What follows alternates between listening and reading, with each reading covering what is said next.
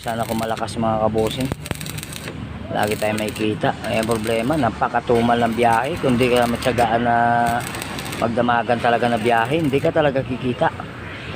Ay ngayon, kung kikita ka man, dyan lang din mapupunta sa pa-welding mo araw-araw. Nako, ano kaya mangyayari? Ganyan na yan dati mga kabosing, nung bago ko pa nakuha yung sidecar na yan, ganyan na yan yung mga na-welding nila, mga tagatanggal siguro dahil siguro sa katagalan ng mga kabosing. Dito ako sa welding shop ni Bossing. Yan, mura lang dito mga kabosing mag-welding. Ayan, sa mga hindi pa nakakala ng pwesto ni Boss, dito to sa may Dilpan mga kabosing. Yan po yung kanyang pwesto. Pag may mga putol-putol kayong tubo dyan, dalhin nyo dito sa kanya, pa-welding nyo dito mga kabosing. Dahil dito mga boss, sulit pong welding dito. Mura pa po yung singil. Yan, sa mga gusto magpagawa, hanapin nyo lang to dito mga bossing sa Dilpan. Dito sa tabi lamang po ng Palawan Pawn.